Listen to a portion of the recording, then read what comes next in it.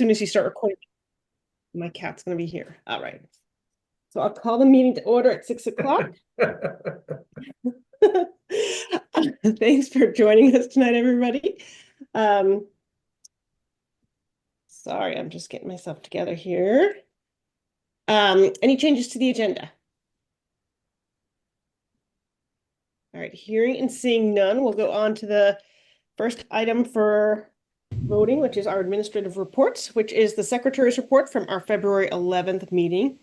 The link was available in the agenda, so hopefully everyone had a chance to take a look at it. I would entertain a motion to approve the February 11th meeting minutes. Thank you, Stephen. And second by Bonnie. Thank you. Comments, corrections, edits? All right, hearing and seeing none, all those that are in favor of approving the February 11th, 2025 meeting minutes, say aye or raise your hand. Thank you. That's unanimous. So they are approved. Moving on to our next agenda item, which is the Vermont Rail Plan comments, which have been referred to us by the Transportation Committee. So I should have probably introduced and said, thank you, Colin, for being here. And I wanted to say a big thank you to Stephen and Colin for putting this together. A draft letter was sent separately from our package. And so hopefully everyone received that and had a chance to look at it. I thought it was well written and got to the crux of the importance of the rail plan. So I will turn this over to Colin and Stephen. Okay. Well, I'll start, if I may. On March 10th, VTrans held a hearing on a long list of initiatives for their rail and freight plan. And that was on the 10th. On the 17th, the Transportation Advisory Committee met and discussed in part that event. And I'm pleased to say we had both Molly Burke and Wendy Harrison at the meeting to discuss it. Wendy is on the Transportation Committee in the Senate and Molly on the Transportation Committee in the House. And we had a discussion, and there was a question to the committee of what should we submit a letter of support? And the answer was yes, we would like to do that. So Colin, in good and quick prompt order, drafted up a letter, and we met again on April 3rd to review the letter and to discuss it and to hopefully approve it, which the committee did. And the approval was to submit it to the executive board for their review, and if there was agreement with the executive board, to then issue the letter to VTrans from Windham Regional Commission. So the letter was submitted, and I'll let Colin discuss the detail. I just want to say what the focus of the committee was how VTrans's initiatives related to the regional concerns of Windham Region and how it would relate, if at all, or how it overlapped with the regional plan that's in process. And Matt knows that all too well, I think. And so we focused on what was the regional impact in terms of our regional plan. So Colin, if you want to give a quick summary, please. Thank you.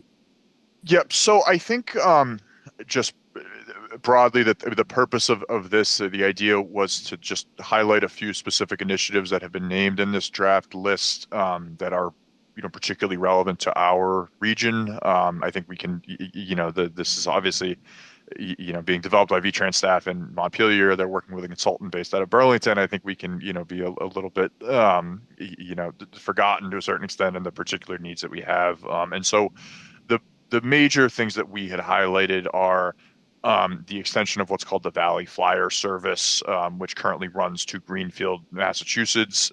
This expanded, prior to the expansion of that service, Greenfield was only served by the same one trip each way that Brattleboro and Bellows Falls have. That was a pilot program that was begun in 2019 and then was made permanent officially in 2022. That adds an additional 2 trips each way from Greenfield through the Connecticut River Valley, ultimately connecting to, obviously Northampton, Massachusetts, as well as points south, into Connecticut and also, ultimately to New York City. And then the idea being that the service would extend north from Brattleboro into Bellows Falls and ultimately to White River Junction. So this would, substantially increase the, viability of rail service in our region and just, it broadly improve connectivity, both up to the White River Junction area and, down to, Greenfield, Northampton, which I think is, there's significant data that we have a pretty substantial degree of interconnectivity with both the Upper Valley and with Western Massachusetts as far as where people work, where people go to school, a variety of criteria. And so this would just sort of expand the existing service north, bring us into the fold, and ultimately we believe would be beneficial, as is outlined in the letter. So that was about all I would say. The other thing that's highlighted is, of course, is the Rockingham, the Bellows Falls train station, which I'm very happy to say is finally moving forward officially. And so those were the 2 big things that we had wanted to pick out of this, long list of initiatives that are of particular relevance to us, in southeastern Vermont. And that's not to ignore, this is a passenger and freight plan. We focused on passenger. That's not to say, and the presentation focused more on passengers on the 10th of March. But at some point, VTrans may well come back and want letters of support regarding their freight, which is also very important. And it really comes down to quality of track and the load bearing of those tracks. So there may be more to come, but at this point, the Transportation Committee approves the draft letter and has submitted it to the Executive Board for their approval. So, thank you. Well, thank you both, Stephen and Colin. That was a great introduction and summary. And I thought the statistics in the letter were sort of eye-opening. I mean, I actually take that train quite a bit to New York with family being there, and it's always crowded. So it was like I was surprised by the statistics, being that we're outside of Chittenden, but not surprised at the same time. So I thought the statistics were a great addition. Yeah, I was surprised too. I used to take that train a lot before I moved here to visit my son. And I was surprised that Brattleboro got that much participation there,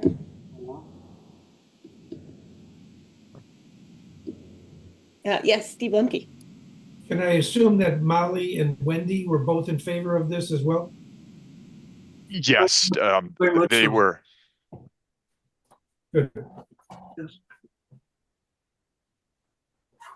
Any other comments or any concerns about the letter? I thought it looked really good.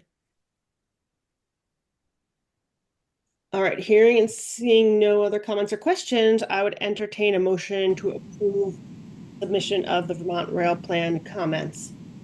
It's appropriate. Oh, okay, Jim, go ahead. Yeah. Well, you're the chair of the transportation, so you go ahead, Stephen, and Bonnie could be the second. Okay, well, I just wanted to make sure it wasn't crossing lines, but I so moved to approve the letter and have it sent to VTrans on behalf of Wyndham Regional Commission. Thank you. And then a second by Bonnie. Thank you. Any further discussion? All those in favor of approving the letter, raise your hand or say aye. Aye. 4 of us. Oops. Steve Lemke, Are you frozen? Frozen. Oh, Definitely frozen. He's gone. So motion passes. And thank you, Stephen and Colin, for your quick attention to the letter. I think it is important that we submit. Hey, and one last thing before Colin leaves us. I assume, Colin, you can stay or go, but I'm assuming you'll probably like to go. Yeah, I was gonna hop off. No, I wasn't. I just want to commend Colin. they announced the approval of 19 transportation alternatives programs grants, and Wyndham Region got 8 of the 19. Wow, great.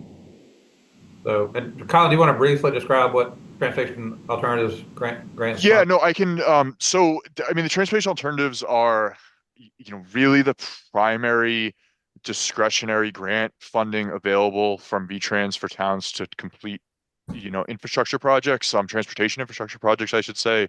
For culvert, like large scale culvert replacement, box culverts, sidewalks, improved crosswalks. They're really far and away the biggest pool of money that is available to towns to be applied for to fund these types of necessary projects. And so we had worked with, I'm not going to remember all 8 towns off the top of my head, but we had worked with 8 towns on, identifying priorities, mostly box culvert projects, although there was a sidewalk project in Putney and a sidewalk project in Wilmington that were also funded through this program. And these are, an 80-20 split between state and local funding. And so just, there are a few other programs that can fund this type of work, but the TAP grants are really far and away the biggest one. And so this is, it's a good chunk of money. And for these like big $500,000 box culvert projects, this is a really critical funding source. Will there be a list of, Yes, I have the list. I could send the list out to you all if I'm you're just interested. curious. I thought one of them might be Halifax. I was just curious. I know Halifax has another grant, but no, Halifax did not apply for one as far as I'm aware. Okay, they got another grant for a smaller box. Okay, thank you. Thank you. Thanks, Colin. Yeah, thank you. Thanks, Thanks, Colin. Yeah. Okay. All right. Next up is the Winhall Town Plan approval and confirmation. So for our reorganization of our committee structures, the town plan approval processes are going to come to either us or the full commission, depending on timing, right? Because we're under a statutory deadline. So this is our first run at it. So thank you, Matt, for being here. Just so people know, Stephen and I were both on the PCC before, so we're familiar with this process. But if anyone isn't, please ask questions. But Matt, I'll turn it over to you. The entire town plan plus Matt's analysis and checklist were provided to us in the packet. Thank you, Gabby. We received a request from Winhall on February 20th to review their town plan and confirm the local planning process. And as Gabby mentioned, we have a statutory requirement to complete that process within 2 months. So we're within that timeline here this evening.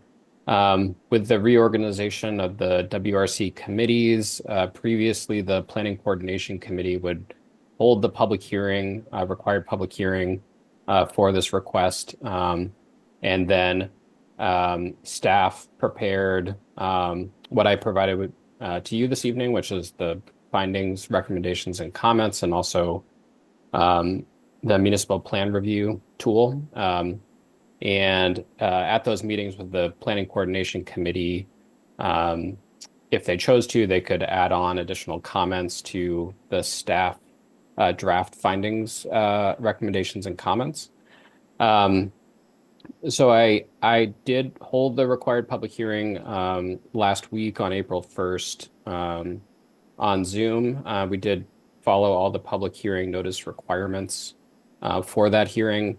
It was attended by the town administrator and the planning commission chair. We did not have any members of the public at the public hearing.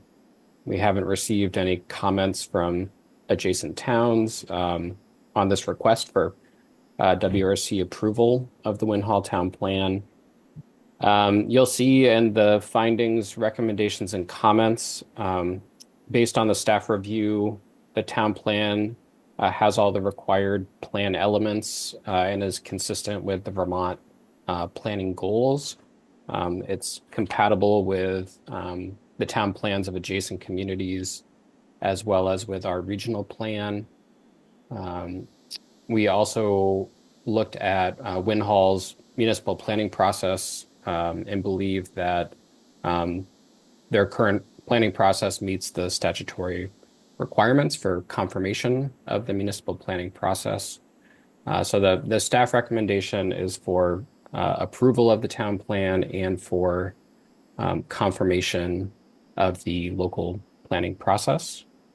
I'm happy to answer any questions you have about the plan. Certainly, if there's, I provided comments. Full disclosure, this is a town plan project that I assisted Win Hall with, so it's always kind of hard to criticize your own work. But certainly, if there are comments from the executive board on opportunities for improvements in the Win Hall town plan, we can add those on to what I provided you this evening, so that can be shared with the town as well. Great. Thanks so much, Matt. Does anyone have any comments? Oftentimes the PCC would have comments about either strengths or opportunities. I think that, that maybe they've either experienced through their through serving on the PCC or being, part of your own town planning process. And this is again just to help improve other towns' plans. So any comments or things you like, things you didn't like about the plan? Anything to add to Matt's draft memo? Yeah, I got one. Mhm. I noticed in that you got the you compared the plan to the adjacent town plans, and the way I read that was the regional plan is written to compare the town plans to all the towns in the region.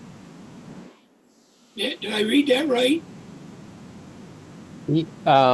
Jim, yeah, the statutory language, it refers to compatibility with town plans in general within the region. Our kind of approach to this has always been to just look at the towns immediately surrounding the town plan to make sure that they're consistent and compatible with those versus all 27 towns in our region. Oh, I really agree with it. I was just wondering whether or not we need to rewrite the requirement for that to say adjacent towns, or as opposed to just shotgunning it like it does. Yeah, I think I would have to go back and look at the exact wording in statute. It may be that the language in statute is a little more general. Like I said, this is kind of the procedure we've always followed, and we haven't gotten in trouble yet with that. So I don't know if it's it may be that it's a change we can't make because it's in statute. But that's just how we're interpreting it. But I take your point where that could just be kind of clarified in the findings, recommendations, and comments memo. Yeah, such a good plan. I mean, that's a well-written plan. Be ashamed to have somebody say, "Oh, you didn't meet this regulatory requirement." Yeah, but we're sticklers about it, and we've been doing it this way for not that we couldn't do something different, but for 50 some odd years. So I think we're okay. I would have to go back and look at the statutory language, but I'm pretty sure it's adjacent.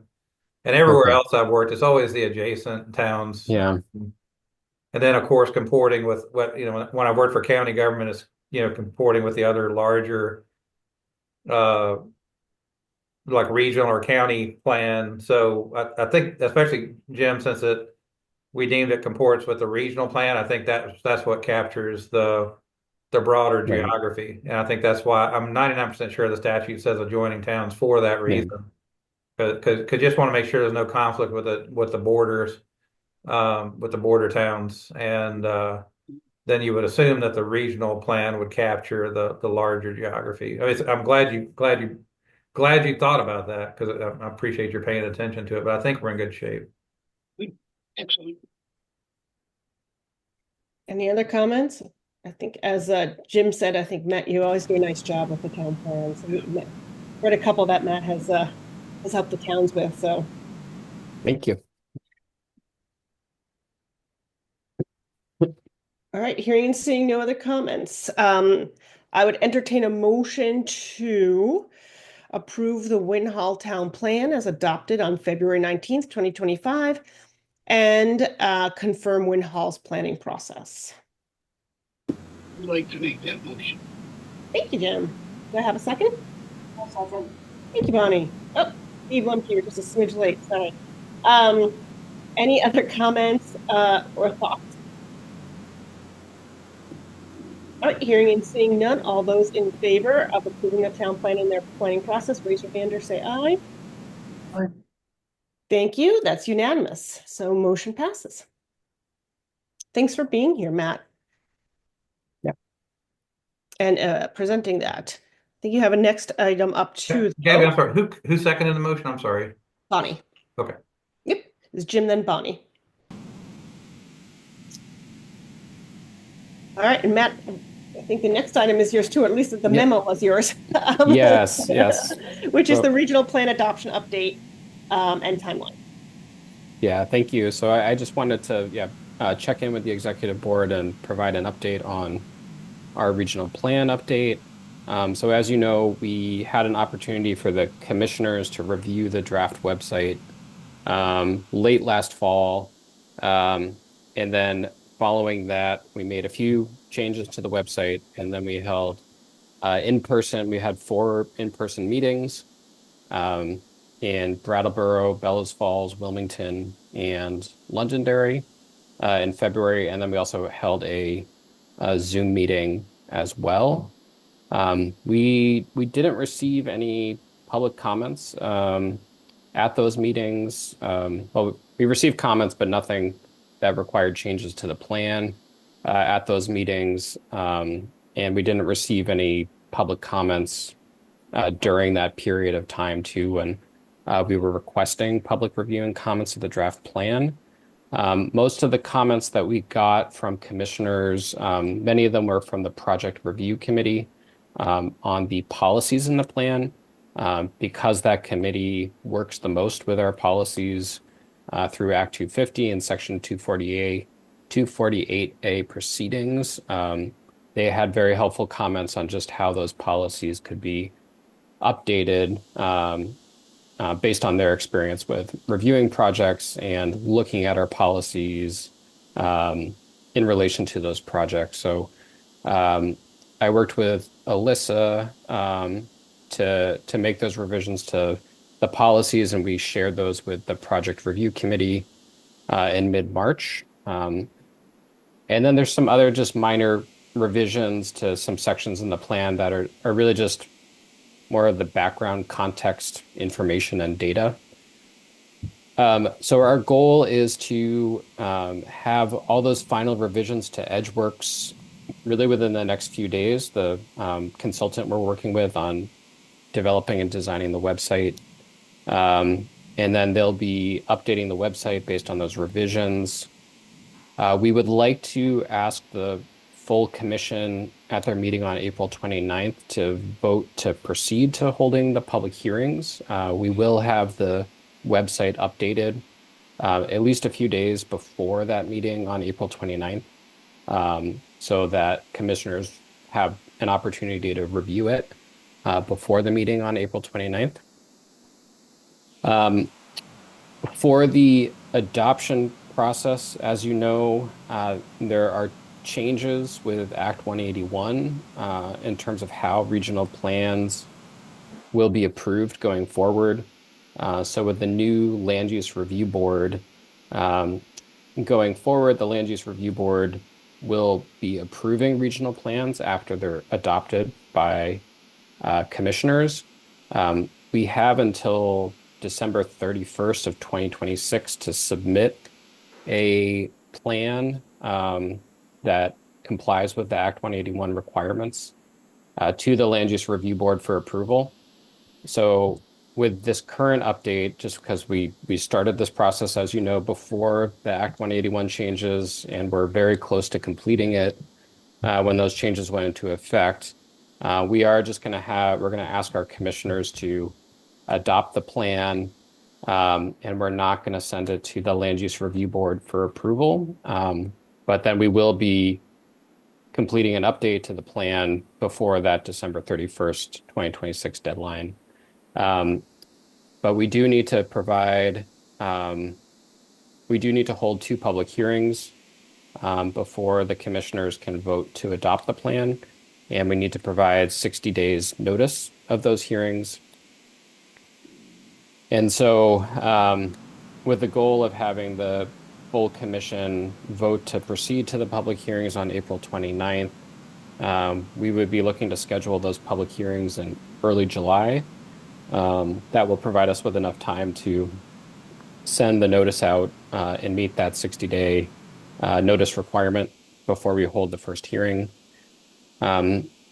Assuming there are no issues that come up during the public hearings or before them, following those 2 public hearings in July, we could ask the full commission to consider adoption of the plan on their meeting on July 29th, assuming that they'll hold the meeting in July. And just as a reminder, the plan would need to be adopted by not less than 60% of the commissioners representing towns in the region. Hey, Matt, So- just a quick pause. I'm Yeah. trying to remember, is it the 60% of the commissioners or 60% of towns represented? I just can't remember. We'll figure it out. Don't worry. We'll figure it out. Yeah, I think it's 60% of town. I will figure it out. Yeah. I may have gotten the language a little off in my memo. Don't worry about it. Yeah. I've struggled with this before. Don't worry about it. We'll nail it down before the time comes. Yeah. Yeah. So I wanted to just provide this update to the executive board, make sure that that schedule and approach makes sense to the executive board. We would also be bringing this to the full commission on April 29th. But I wanted to check in with you all before that meeting. Can I just ask a quick procedural question? I think the timeline makes sense to me, and that way we have our August meeting. Maybe it'll be a big meeting with with our budget as well, budget approval at that point. Maybe that makes sense. So I think I like the idea of getting it ready with sufficient time for that. But procedurally, right, we would approve our regional plan, and then ACCD would review it, and then it would be an effective plan. So if we're not going to give it to I hate this acronym, the LURB, what's the status of our plan once we approve it? Yeah. And Chris, I don't know if you have any insight on this, because I know there are some other RPCs that are in a similar position to us who have just recently. It has full standing. We just have to adopt the new adopt the plan under the new standard by the 2026 date, which is what is it, in December 2026, Matt?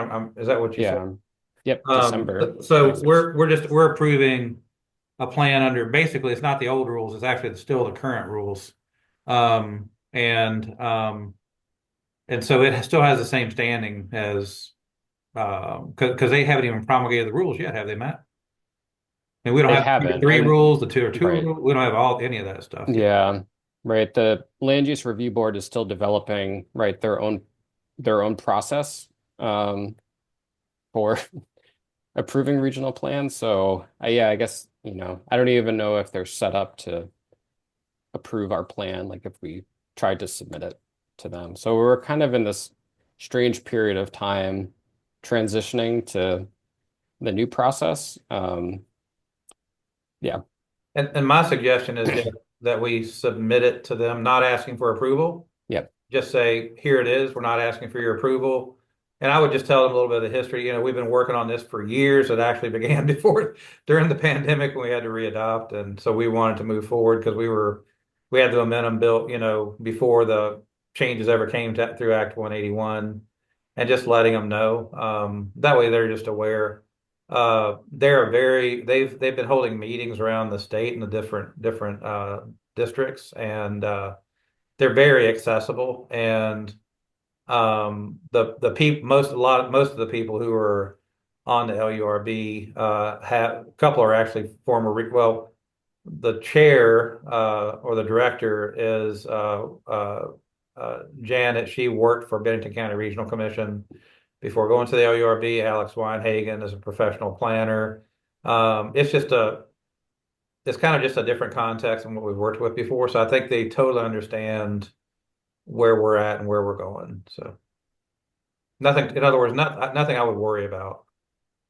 Well, and I think what I was wanting to like just understand is that they can't approve anything yet because they haven't set forth their standards. Right. So we are doing the right thing, and I just wanted to make sure. I think this needs to go forward because I think a lot of commissioners too, even like pre-COVID when we started this, really wanted the maps updated. So I think it's important for us to move forward. But I just wanted to understand like where we were. Yeah. Assuming the commission adopts the plan, then we would send it to the towns just like we would have in the past. Under the new, then we can talk about the new process later, but under it, the LURB approves it and people can appeal. We don't have to send it to the towns for them to reject it. Other entities can appeal the decision. So, but we would just go through just like we did back with the readoption and the prior regional plan approval in 2014.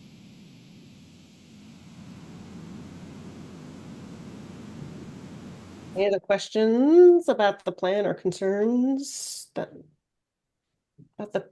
And I said approval, but really, I don't know that we need a vote on this. We just need, that y'all are okay with this approach. Seeing a lot of nods. So does anyone have any issues or suggestions? If not, we'll give them thumbs up. Thank you, Steve Lemke. All right, I think that looks good. Thank you, Matt, for putting that together in advance. Thank you. One other thing I'll just note, Gabby, is one of the things I like about the July approval date. If for some reason we don't meet the quorum, hopefully we'll have it in August, so we get another run at it. But hopefully we'll have enough people, back from vacation or able to participate. But if for some reason we don't, we have another shot at it. Yeah, the summer things, I sort of was a little nervous about the quorum. And I want to say, I sort of thought we need to have like 2/3 of the towns there. But I haven't read our bylaws Well, it's not, in this case, it's not actually the bylaws, it's the state statute that dictates. So we'll confirm that with everybody before, well ahead of time. All right, thank y'all. I'm excited. I'm like, it's the end of the day, so I don't look excited, but I'm really excited that this is finally moving forward. Yeah. It's been a long haul. Yeah. So I think this is, something that commissioners have been talking about for at least since pre-COVID, which means it's been 5 years. So this is great, and I'm really excited to have it online. That makes it, more accessible. All right. Thank you, Matt. Thanks, everyone. Matt, I'm gonna sign off because I also have another meeting tonight at 7, Stephen. So with Weston Select Board. So I'm gonna take a little break before that. Okay. Nice to see everyone. Stephen, you need to leave too, right? I'll leave after I hear about committee appointments. Okay. Okay. So next up is committee appointments. So a couple appointments. To sort of get chairs of our standing committees. Steve Lemke was nice enough to take up the nominations committee. We haven't had a chair of that committee in quite some time, so I'm really happy that Steve said yes. Yes. So I think that's great.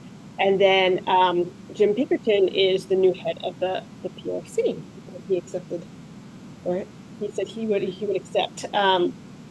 So I would like to nominate Steve Lemke. I guess I just reappoint them as the chair of the nominations committee and Jim as the PRC. I don't think we have, I think it's my appointment with approval of the executive committee. So I'll move to appoint Stephen and Jim. Do you have a second? I'll second. Thank you. Bonnie, you're on it. All right. Any comments, questions, concerns?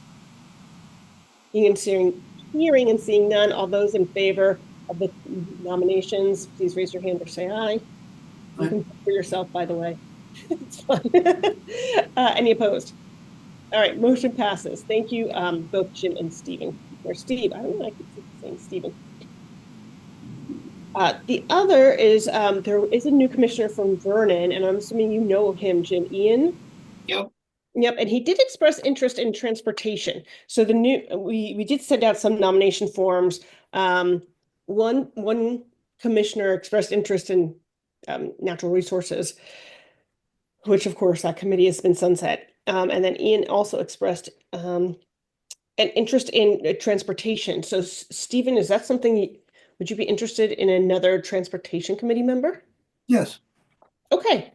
Yes. You're a good man too, Steve. Thank you. Yes. No, we're still, I mean, there will be other discussions, but we're still in the process of trying to expand the Transportation Advisory Committee. So more commissioners are obviously welcome. Yeah. All right. And- Excellent. Oh, Well, let's finish this, and I just had a question.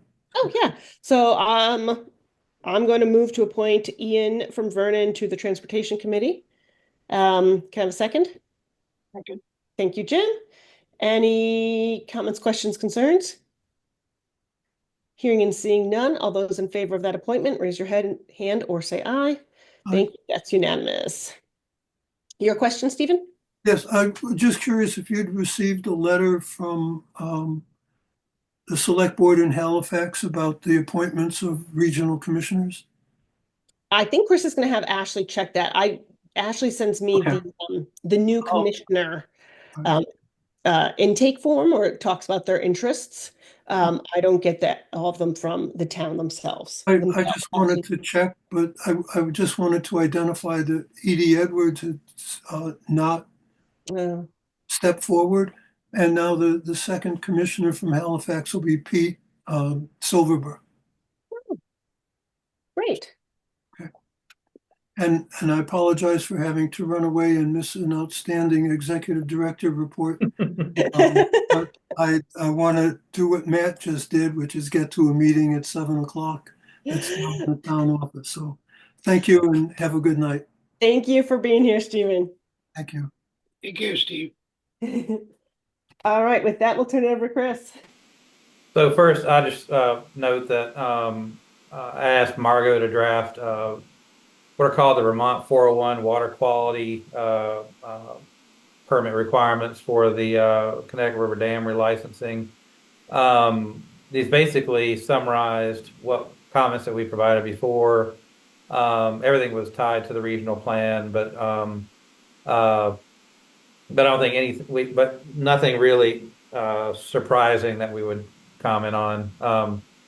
But we just to get it done in a timely manner, we just offered them as staff comments on behalf of the WRC as opposed to commissioner comments. So we provided those for your review, and hopefully you're okay with them. But if not, let me know. So on March 15th, we had a convening of along with Vermont League of Cities and Towns, and we invited BDCC to participate as well. A gathering of select board members from throughout the region, and I think we either had, I apologize, I should have gone back and looked, we either had 15 or 18 of our towns represented, which is pretty good out of 26 on a Wednesday at noon. Why do we do it Wednesday at noon? It's just, in my experience, trying to find a night meeting is just impossible. It's just, we can kind of know when select boards and planning commissions and everybody's meeting or not. But anyway, we met in Townsend. It was well attended. interesting. I think a lot of the select board members that participated were relatively new into their positions. A lot of commonality, just the challenges of volunteers taking on increasingly complex tasks. Number of questions about like, hey, how many of you have select board administrators or staff supporting select boards or town administrators? The idea of municipal shared services came up again, and I mentioned, that Ann and Bonnie have been leading an effort for us.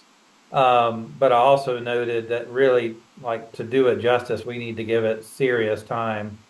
And the challenge is finding that serious time. And the other thing, it did come up, what's going on in the federal arena, and I've already told everybody this. I think I put it in the newsletter. I think I mentioned it to you guys. But what I'm advising towns to do is plan for a more austere future. Think about how to be more self-reliant, especially in the disaster preparedness and recovery space. But think about having establishing cash reserves, establish lines of credit, regardless of whether for disaster equipment or whatever you need. Learn and understand your financing options, right? Because just because you get elected to a select board doesn't mean that you know how to bond things or what your finance options are. And really I encouraged every town to send somebody to the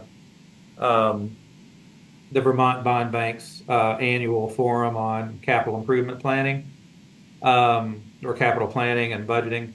Matt and I are actually going to that on Thursday, and I'm actually on a panel at that meeting. And a little bit of context there too. I found it really difficult to get towns to think about doing capital planning because there's just this fear, and I understand it, that if you create a list of projects and kind of even a best guesstimate of what the cost will be, that people in the town will freak out at what the costs are and feel like they have to do all these projects. But really, all it is just a list, right? It's like a home improvement list. These are things we need to do, and this is their priority of importance, and these are their costs. And you may never have the money to get around to it, but at least it kind of creates some basis for consideration. Because I know when we've offered capital planning support in the past, a lot of towns just frankly kind of almost ran away from it. But I think it's really, really important, especially as towns are going to have to look at using more of their own resources to do critical work. But one of the interesting things that came out of that conversation, I'm just sharing just this anecdote, was some of the select persons there feel like what's happening at the federal level has real impact for the towns, but yet some of their colleagues who serve on the select boards don't want to talk about this stuff at all. I'm finding that at all levels of government right now, different levels of desire to kind of, not just be reactionary, but kind of be proactively thinking based on, what's being signaled about what might happen. So I just know psychologically and procedurally and otherwise, it's not necessarily an easy thing to talk about. So I'll stop there, and I've got other thoughts on the municipal shared services that I can go a little deeper on. But any questions about that gathering? I could tell that everybody seemed to really think it was a worthwhile thing to do and would like us to do it on a regular basis. And whether that's a annual or twice a year thing that we do, it takes some effort to do it. So it's not something I think we could do on like a monthly or bi-monthly basis. But Well, why do you think people don't want to think about it? I think there's some politics there. I think there's some may feel that if they talk about it, that it comes across as either like a pro-administration or anti-administration thing. You don't want to okay. Go ahead. And I think in other cases, they just possibly don't know how to talk about it, because there are some things that are more certain than others. And right, so first the big concern, because this was fairly close still to when they had just stopped all payment on all grants and loans, and then that was lifted. So there was just that was still, I think, relatively fresh then. But right, otherwise we were still just kind of, we saw that they were laying off staff, but you didn't necessarily know what the repercussions might be. So I think part of it was just a lack of certainty, and why talk about it until you know the details of what you're talking about. But I think I think it's, I mean, there are a lot of really rational reasons not to take it up yet, but I was trying to frame it as just things that you could do anyway that would put you in a better in a better position, whether cuts come to pass or not. So that was, but I've gotten a little pushback too. I shared with Gabby comments from one town where my comments about exposure, especially to the cuts that are being openly talked about, and especially in the disaster space. I think it was taken as like a political comment, and like, and I just responded back like, that's fine. All I'm suggesting is, think about greater self-reliance, and, not trying to make, it's not a political statement. It's just, again, whether the cuts happen or whether they don't, it's a worthwhile approach I would suggest to take.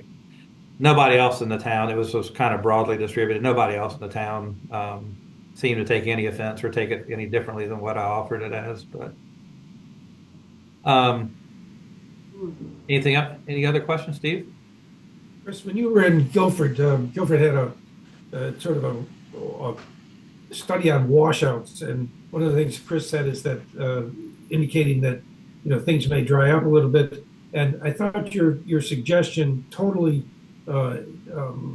apolitical, was to say it wouldn't be a bad idea for each town to know what your line of credit could be and where you would get it in the event of emergency. And I think those maybe it can be picked apart a little bit and get something like that it doesn't matter if it's a disaster that you need to cover, or a grant for culverts that doesn't get covered, but you got the road torn up or something. Those things made sense, and I think those are the types of things that we as commissioners can take back to our towns and say, we should probably look at the town should probably look at getting a line of credit, at least knowing if there is a line that can be established and what that amount would be. So, some of those are just good planning, have nothing to do with either getting a grant or not getting a grant. It's just good planning to know how much you're worth if you need it. I think that's the challenge too, Steve, is that I agree. I think part of the challenge is, like, some people may not know what a municipal line of credit looks like. It doesn't cost you anything. You just basically, you establish those lines ahead of time, and I would do it with multiple banks, but right, it's not like until you actually borrow against it, it doesn't cost the town anything. Right. But that's, kind of like being pre-confirmed to buy a house. What's that? What did you say, Steve? Sorry. I said it's sort of like being pre-confirmed to buy a house. What if you walk in on an open house, that you have 200 or 600 or 7 million to spend. That's already pre-confirmed, and maybe people can see it that way more than they can a line of credit that's going to cost them the town interest or something. So part of it is an education process, as much as, because it's more scary for people when they don't know anything about it than it is when they do. And one of the things that we've talked to VLCT about, and I've talked to the state treasurer about, is maybe like work with the RPCs and just have some webinars and things on public finance options, Vermont Bond Bank and others, just kind of like municipal finance 101. So any other questions about the select board gathering? Okay. And then on the municipal shared services, so there is a lot of talk about councils of government. We had talked about this a lot in the commission around 2014, 2015, 2016. And there's actually a bill that's been introduced. It's not going to get any traction this first half of the biennium. But it would be good, I think. Maybe it's something we could talk about like in September or something, just what a council of governments is. I don't think there's any rush.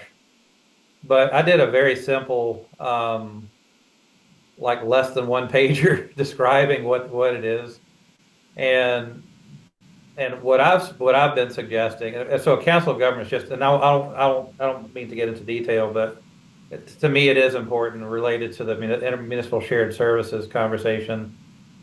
Is, as opposed to a regional planning commission where towns appoint commissioners really to engage in regional planning and eventually approve a regional plan. Um, that's different than a council of governments actually is composed of, it tends to be the highest level elected official, or they can appoint like their town manager, town administrator. But they meet not as frequently as a regional commission, but ultimately what they do is they discuss what the towns themselves want to fund in order to share services. And those that contribute money into it, they benefit from the services, and those that don't have the cost, but they also don't have the benefit. But it's very flexible. The local control is still totally in the town's hands. And right, it's not the select board chair. If somebody unilaterally making a decision and committing the town to something, they'd have to go back and get the select board approval. But it's a much more elegant way, much more elegant structure than trying to create like an individual body around every intermunicipal agreement you might come up with.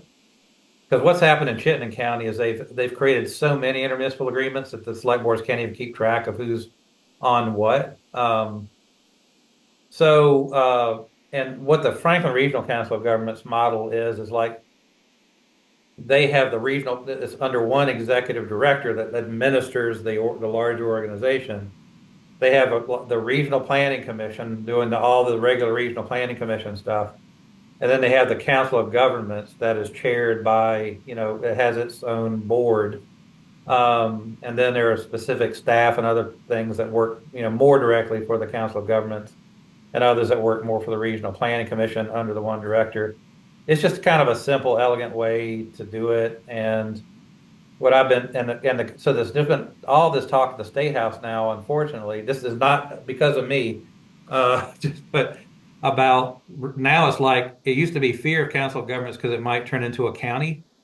Now it's like, well, a council of government could fix that. And that's not true. Yesterday I was in a meeting with flood recovery officer Doug Farnham and some of his staff. And the purpose of it in part was that he wants to look at like what would a regional disaster recovery framework look like. And he's looking at different regions in the southern part of the state. And he keeps talking about this. And so I just kind of wanted to get him to talk about, so what is your vision for this? Like, are you talking about the towns paying for a recovery framework? The towns would be supporting businesses and individuals to recover after a disaster. And so he really hadn't thought that, and this is a criticism at all. It's a great conversation. I'm thrilled we're having it. But I think he got greater clarity on what it would mean. And underlying all of this is there still have to be funding to support just the baseline staff to make a council of governments happen. But anyway, it's a concept that's getting a lot of discussion, but I think we also kind of need to just be mindful of that. Even if such an entity was created, it is not going to be a panacea. It's just a more structured way for towns to work together on things like bulk purchases, shared staff for zoning or animal control or other things. It's just a more elegant structure to make that happen. So anyway, and the other thing I'll just note too, and I've told the select board members this, that the challenge with having, for us to kind of open up these intermunicipal agreement discussions is we're hamstrung by statute in that we can't use our DHCD funding, our base funding, to support that work. Because there was fear back when that statute was passed that this was again creeping countyism. The other fascinating thing to me is some of the people who are most opposed to councils of government when it was first introduced in statute are now, I'm hearing them talking about county government and council of government. So I think we've transitioned. But anyway, so right now I think it's still a very comfortable conversation to have, and like I said, I'll talk to Gabby and we'll bring it to just an introduction to the concept, maybe at the September full commission meeting or something, just to introduce the idea, and then we can have further conversations about it. later on. But didn't mean to go too much of a tangent, but just I just think it's important so that we're not dropping like the intermunicipal shared services discussion, but also frankly just having the bandwidth. I don't want to start it again and have to drop it because we just don't have the staff capacity to talk about it. I don't want to like convene, Bonnie, a whole bunch of select boards and say, here's what we'd want to do, and then just stop because we don't have the capacity to move forward on it. I don't want to put the towns through that. I don't want to get their hopes up and for us not be able to continue the conversation. So is that fair? Is that an okay approach? Sounds right to me, Chris. Okay. And then on the federal context update, the biggest issue is any emergency. The state has lots of issues. I'm talking specifically in our realm. So things are kind of moving fast within FEMA. They have ended the BRIC program, the Building Resilient Infrastructure and Communities program. So the current, and this is the funding that that the state uses to give town support for updating their local hazard mitigation plans. So everybody that we currently have an agreement with, we can proceed with work on that, but we don't know where the funding is going to come from to continue to update those things. The other big concern out there is based on memoranda that were kind of, I guess, leaked out of FEMA. It looks like they're ending what's called the Emergency Management Planning Grant and other programs that basically fund the vast majority of emergency management agencies throughout the nation. So if the Emergency Management Planning Grant were to go away, not only would we lose our funding to support, emergency preparedness in towns, and the other things that Alyssa's task, does with that funding. Vermont Emergency Management would lose 90+% of its funding. Wow. So if that goes away, the legislature, on top of everything else, they're going to have to do is figure out how do we fund an agency? What is that agency going to look like? What's it going to do? So this does have budgetary implications for us, but it hasn't happened yet. And I'm not going to chase that rabbit until I know it's got to be chased. But I am, I've been telling other directors, I've been paying a close attention to all this, just like be mindful. Even if that funding does come through this year and they transition it out, we're still likely to have a decrease in the emergency management planning grant because it was level funded in the continuing resolution. And one of the things, you all probably know all this, but just a heads up, because this could affect all kinds of stuff. I guess you all know that in that continuing resolution or that they passed in the House, it basically gives the administration latitude to do what they want with the money in like different categories. So as opposed to like X amount of money for emergency management planning grant, X amount of money for this, it kind of says administration, do what you want to do. So it just creates a lot more uncertainty as far as what's actually going to get funded and how that funding is actually going to be used. Because conceivably, FEMA could say, hey, we're not going to do the BRIC program anymore, and we're not going to do emergency management planning grant because we have all this flooding in Tennessee. So we're going to redirect the money to direct assistance in Tennessee. At least that's my understanding. I could be wrong, but that's my understanding of it. So, so for us right now, no direct budgetary impacts from the BRIC decision. That is a fairly significant revenue stream, the funding that we get to do the local hazard mitigation plans. But the other thing is, if FEMA's getting rid of all these programs, one of the reasons why you adopt a local hazard mitigation plan, not only is it a good idea, but a lot of towns do it because that gives you access to things like the BRIC program. And so if they're getting rid of programs and approaches, it may be that FEMA ultimately says you don't need a local hazard mitigation plan anymore for us because we're not going to be supporting the programs that make them relevant. Now, I don't know that that's going to happen, but right, that's how all these pieces ultimately come together. So stay tuned. And then so far in the state budget, we're looking as far as like our base funding through the Department of Housing and Community Development. We're in a really good position still. They gave us a 3% increase, and actually they increased our base substantially last year. They kept that, and then they put 3% on top of it. So we're in a good position. I'm going to meet with Anessa tomorrow about where we're at in the budget. We're in a good position, but I'm trying to figure out. So I think, what is it, 105% tariff on all Chinese goods goes into effect tonight. I'm trying to figure out, do we hurry up and buy computers now? Are they going to keep getting more expensive? Is it going to level off? There's one computer I know we need, so I went ahead and directed Jeff to go ahead and order that. It's for our GIS assistant. But I've also asked him, we tallied up what the cost would be for laptops. We have kind of a depreciation and use schedule. And so I'm going to talk to Anessa and figure out, should we go ahead and buy computers? I don't know if anybody has an opinion. I don't know how the hell to read the tea leaves, but I imagine they're not going to get any cheaper. So, I mean, ideally we would have bought like last December, but you know, we didn't. So so anyway, I think you guys give me enough latitude in the budget to kind of do what we need to do. I'm not going to do anything stupid, but I'm just kind of feeling like before the prices go up, go ahead and for the computers, replace the 5-year-old and 7-year-old computers and just get that done. So anybody have any concern about that or any advice or anything else you want? Yeah, I was just hearing buy any electronics now. That's what I've been seeing online as recommendations. I mean, I just think just do it in case the supply chain's disrupted. I would buy anything that you think you might need in the next year, as long as it's not, I don't think you're buying anything, extravagant, as long as we're within, our means.